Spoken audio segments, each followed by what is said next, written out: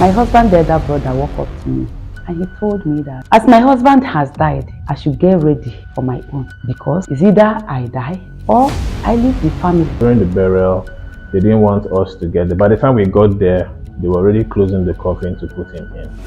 They didn't allow us, in. I didn't even see my biological father's face.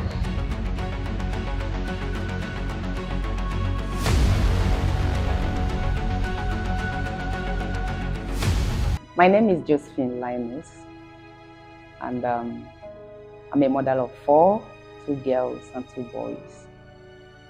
I'm a real estate realtor. I sell properties all over Nigeria. A journey of widowhood started 2009, December 31st. But before then, my husband was poisoned and unknowingly to us that he was poisoned. The poison, we are treating it, going up and down, treating another thing, looking for what we don't even expect that it will be poison. And we keep on going from one hospital to the other, doing different tests, going to one lab to another, from one hospital to another, not knowing that it was poison. And before we could realize that it was a poison, it has affected the liver. As we are trying to treat the liver, it affected the kidney. And as the case was beyond human control, we left our base and go to village. It was like a war. Almost all the family, they were against me that I'm the one killing their brother. What have I done to him? This yellow pawpaw, what have you done to our brother? Instead of them to help me and look for solution, they said, it is my responsibility, so I should carry it. I started taking my husband from one hospital to the other, and with the support of my brothers and my mother, from one hospital to the other, from one place to another place. It gets to a point before we find out that it was a poison was when we get to a hospital at Imo State. And that hospital, the doctor there is a foreigner. It was after all the tests and all of that he came back with the result that it was a poison. And we couldn't find out on time. The poison have condemned the kidney and the liver, so that he have a very short time to live. So leaving him in that hospital, like the doctor said, is just to manage him for a while, And that day was like the world has come to an end to me, knowing that if I lose this man, I will really face a lot. At night, I met my husband. I told him that we have to exchange this thing. I will take poison and die, so you stay alive and take care of your children. He said no. There's one question that he asked me. He asked me, am I going to die? In order to keep him. I said, no, you're not going to die, but I can feel your pains. After that, I keep on moving, looking for solution. I was thinking like, maybe if I talk to one person or the other, maybe there will be a solution. I keep on looking, telling everybody that I see. I was behaving like a mad person. I met one guy. The guy said, there's one native man that treats such sickness. And I said, anywhere that we will get solution. I said, okay. I took him there and they start another treatment there. When we were there, what happened there was that his leg that has sore, the sore started healing. But inside was not healing. Inside was getting worse. Until one day, that was 29th December.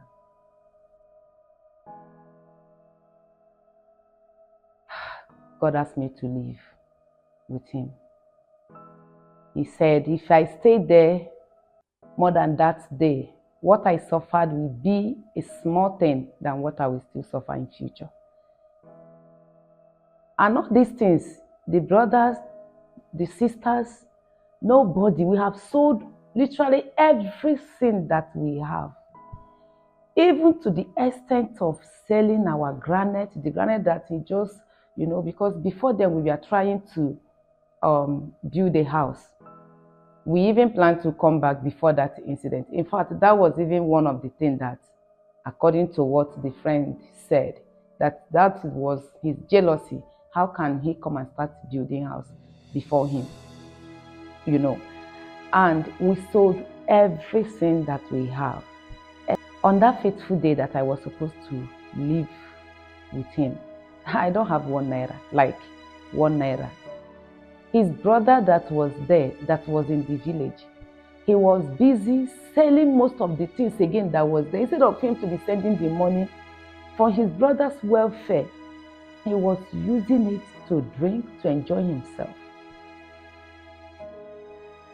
At the end of the day, God showed me mercy. That same guy that directed me to that place, he said, I want to go your village side. Do you have any message to give to your children? Because my children were staying with my mother. I said, no, since you are driving, please come and meet me there. I want to go by myself so that we'll go together. So he came and I told him that I'm not going alone, I'm going with my husband. Please just help me. If this is the only help you can lend to me, please do it for me. And with tears, the guy could not hold it. He had no choice. He took me and my husband and we got home on the 30th. As we got home on the 30th,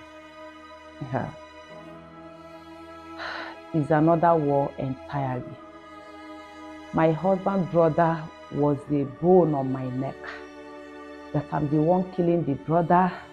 I want to leave him. All sorts of stories, But at the end of the day, he slept that night. The following morning, my husband's brother, the eldest brother, woke up to him and tell him, Linus, and call him by his name. He said, Linus, what are you still waiting for? Why not dying now? He said, you have overstayed. Why not dying now? What are you waiting for? Is it not time for you to die? The brother screamed. My husband screamed with a loud voice and said, I'm dead already. That thing that I'm hindering you, you can have it. And it was not up to 2 hours. My husband called me. He said, darling, I want to eat, drink pap. And my mother, no, not my mother, one of his cousin sister prepared the ogi with milk and everything. And he drank it. After he drank it, he lied down. As he lied down, within some minutes, he called me, darling, come. I came. I went to him. And he said, lie down on my chest. And I lied down on his chest. Lying down on his chest, it was like a wind. It wasn't even up to 2 minutes, I dozed off. As I dozed off, the next thing I was just hearing is, stand up, stand up, stand up. I was like, why are you why are you hitting me like that? I didn't know that my husband has gone. And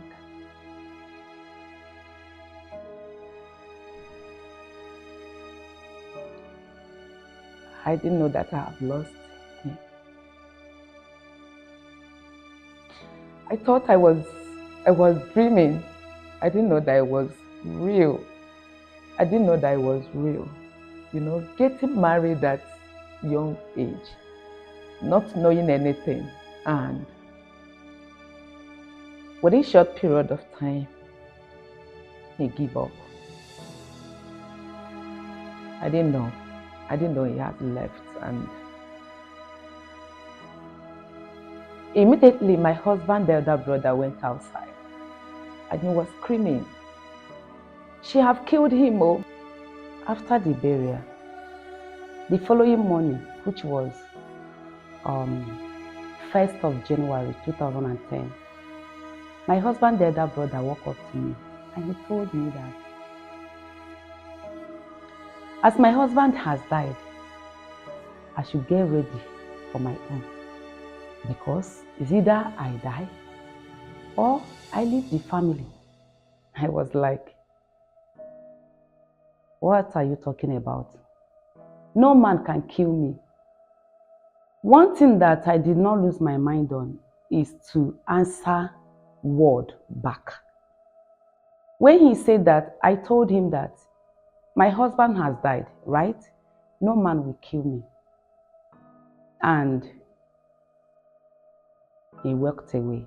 As he walked away, after some hours again, he came back. He said that he will never, for his life, give my children anything. That any day I saw him giving my children anything, I should check that thing if it's not poison, because he will never do it as a mistake. And I replied back to him that a time is coming when my children, if they didn't give you food to eat, you will not be able to see food to eat, because their destiny is not in your hands. And he left. After the second day, he came and he gathered all the women. He said, it's time to cut my hair. And I have to cut my hair and do all the rituals and all of that. After the rituals, my mother said, there's no way she will allow me to stay there. When they came to cut my hair, my mother was not there, because she went. Before my husband died, I was breastfeeding a child, which was our last born. So, and that one was very strong. My mother had to go and take care of him before he gathered me with women and they cut my hair. When my mother came, she was very angry. How could they cut my hair like that and all of that? So she said that I have to follow her immediately. The people that came for my husband's burial, all the money that they brought, from 1 naira to the last kobo, my husband's brother collected them. And when I met him to ask him, where is the money that they contributed for this burial? So that I don't have any money with me, so that I will buy some drugs for my son. He said his brother, a whole Linus died, and people did not contribute huge amount of money to him. That the money that he realized was not even the money he was expecting to realize. I was like, like seriously, you were actually expecting or using your brother's death as business or what? So that was it, and I left my husband's compound and I went to my father's compound. I lost my mind. When they say somebody lost her mind, I lost my mind. I was totally mad. When I mean mad, I would be walking on the street to the extent there was a day that a trailer nearly killed me. I was standing in front of trailer and the trailer was horning, po, po, see me, see trailer. Not knowing that something was, it was one Hausa man that was passing, that ran away and drew me. As he drew me like this and give me a dirty slap, I was like, What happened? It was other people that was telling me, see what happened, see what happened. Losing a husband is a terrible thing. It's a very bad experience. And I will never wish anyone to lose her husband. It was indeed very difficult, based on the ground that my husband died, dying and going without leaving anything. And the people you thought that they would have been supportive, they rejected you, rejected those children, as if they are not the one that came to pay my dowry. So I thank God today that God sees me through all those things. I thank God for my mother and my family. They have been very, very supportive. And today, I'm happy that God took me through or see me through those periods. And I can sit here like this and tell you that it's not easy, but God see me through. I am very happy that today I can boldly say that God have really helped me. God have really helped me in so many ways. When my husband died, my first son was 7 years plus, and he was in nursery school. And today my first son is in university, private university. My first daughter has finished secondary school. He will enter university by, I think, October or so. And I don't have any child that is in primary school again, even junior class. So I thank God for healing me. I don't know how to put it. I thank God for lifting me beyond my expectation. I couldn't believe that I, Josephine, will be able to train those children from scratch. My last born was just months before my husband died. It's a very big accomplishment to me, because it got to a point that I told my mother that I have to leave these children and run away. I will take them back to the people that gave birth to them, which is their uncle. After all, they will answer their papa name. But I thank God for my mother for always encouraging me. I don't know what would have happened if I took those children to their father's family. Today, all of us are happy, and we are still pushing. WiCare have played a very vital role in my life. I always call the CEO of WiCare my role model, because anytime I saw her, I would just be looking at her like, wow, look at this lady. Even though she's a widow and she's still doing all these things.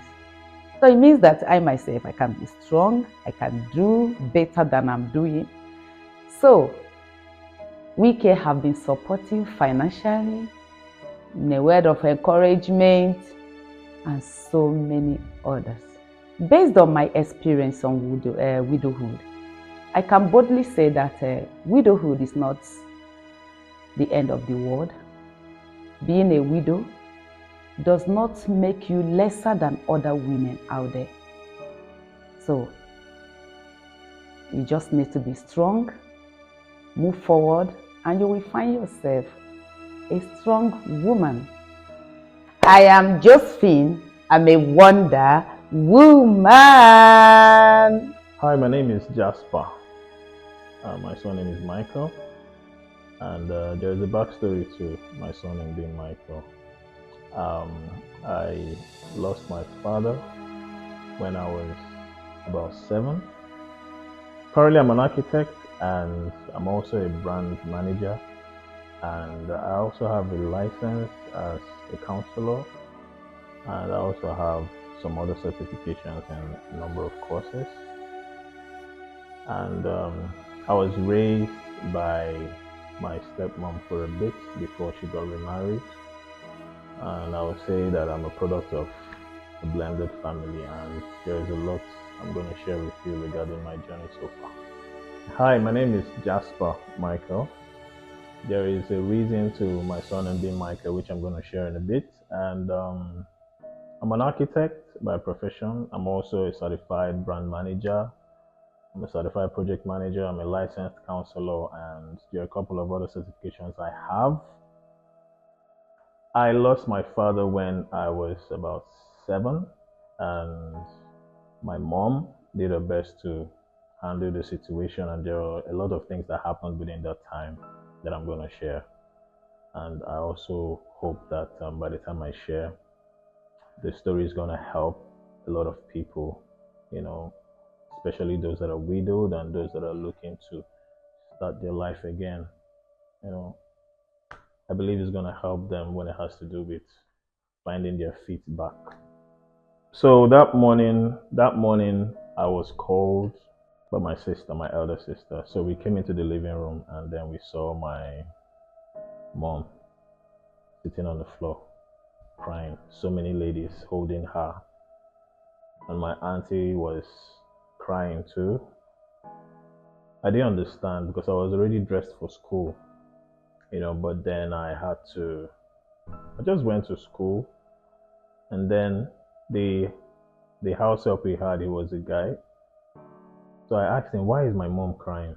So he said, your daddy has died. I'm like, my daddy has died? My daddy is dead? It didn't make sense to me. I mean, a 7-year-old. Well, not really very. At that time, I don't think I was the very emotional type, and I don't think I understood a lot of things because I was this very jovial, playful guy. My dad was very playful. My biological father was very playful. But then, by the time he traveled to Italy at the time, and he traveled in search of greener pasture so that he cannot bring his family over. But then they said he slept and woke and didn't wake up the next day. So when I learned about it, I couldn't feel anything because after he left, I became numb. So I became this very quiet, reserved young kid that was just. I think the only thing I was doing at the time was just drawing. I was, you know. So I did a lot of drawing, and I think drawing helped me to kind of find some form of consolation, seeing that my dad wasn't available at the time. This was while he traveled. So I know that some of the things we experienced was that after my father passed, and that's my biological father, and the news was broken to my mom. Weeks later, my biological father's siblings would come, relatives would come, and every time they came, they would make trouble. We learned about my dad's belongings, and my mom, I think at the time, she was planning to go get those things, but everything was taken by her in-laws, so to say. And then, of course, we for a bit dropped out of school. We dropped out of school because I think the fees that were being paid, at some point they stopped paying, and so we had to go. Sometimes my mom would send my younger sister to beg. So I remember one time, at least I will never forget that my mom sent me and my younger sister to go and ask our neighbors for money for food. So it got that bad, and then later, while all this was happening, I think during the burial, they didn't want us to get there. By the time we got there, they were already closing the coffin to put him in. They didn't allow us, in. I didn't even see my biological father's face. And then they threatened that my mom had to live with them that night. They came one night that my mom had to live with them that night. And I also remember, these things as a kid, they all happened, they were flashes. At least I won't say the things that I was told, I will say the things I witnessed.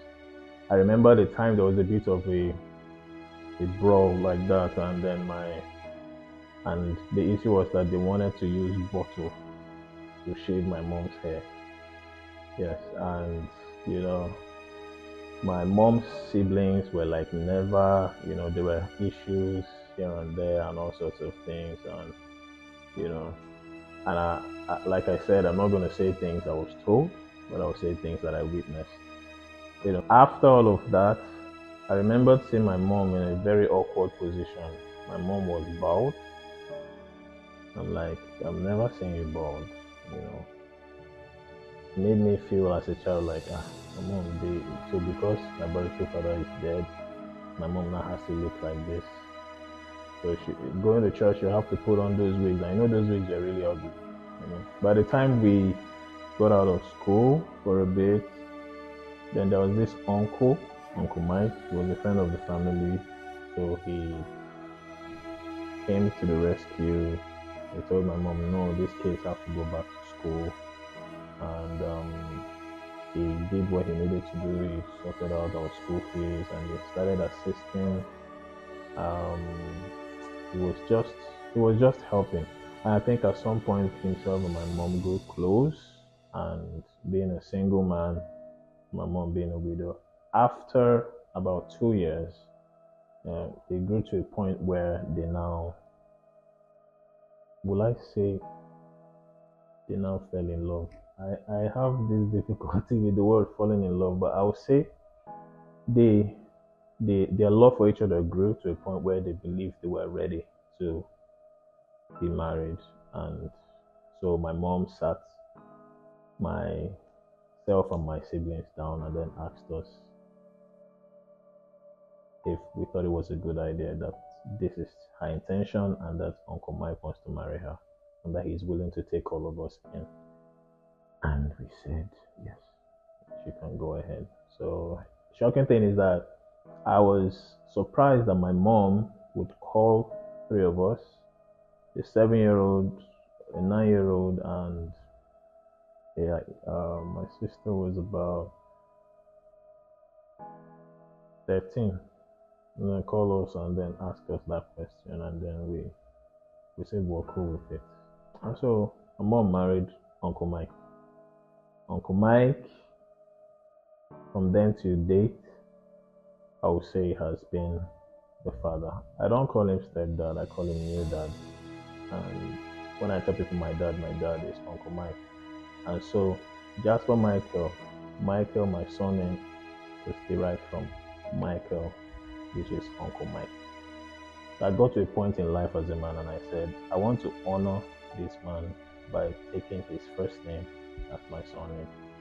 And that is how Jasper, the son of Michael, came to be. When a woman loses her husband, I think most of the time the focus goes to the woman. And everybody's trying to help the woman, and you want to help the woman so you can help her children, but actually you're helping the woman. And everybody's talking to her about healing. But the children, I was a child that witnessed my mom lose my biological father. And I was in a state where I didn't understand what was going on. I became cold, I became withdrawn. So you may find out that these kids, as they grow, they begin to become withdrawn. I was withdrawn, I was cold, I was chill, I wasn't interacting with kids. My grades in school, especially in primary school, was poor. And I wouldn't socialize with kids, I wouldn't engage in games. And I didn't feel good about myself. I think I remember one scene as a toddler. I remember one scene as a toddler where my biological father, I told you he was very playful. I think he was leaving for work that day, so he carried me on his shoulder and we got down, and then he put me on the ground, and then he knelt down and said, on your marks, and I said, if you get to the gate before me, I'll buy you biscuit. And then he said, get set, go, and then he started running, and I started running. And so he was slowing down his pace so that I'll be ahead of him until I got to the gate. And in my mind, I won. So I was so elated, I was so excited. He carried me, he bought me biscuit, and then got me back to the house, and then he left for work. So I think that scene in my mind and who I had become when I was in primary school after he was gone, though I had a new dad, so it was a bit difficult for me to adjust. And I think I became kind of the shadow of myself at that time as a kid.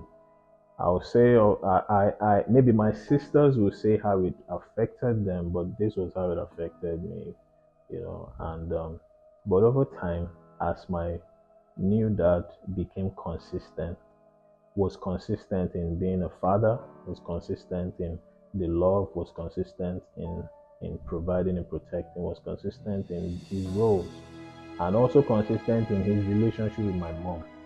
The healing process, started, and at this point, I would say I'm completely healed. My dad did a fine work, and he laid the foundation, the Christian foundation that has formed the man I have become, and my sisters as well. Widowhood is not a tag they wear. I watched my mom move around, Sunday service, dress well, go to church, come back. I watched my mom take her time to make up and look good. I watched my mom also, regardless of what she was going through, assist people and not sit to wait for people to come assist her. And so, sending us to ask for money was because she wanted to protect the perception people had about her, that being a widow wasn't about being in a state of hopelessness.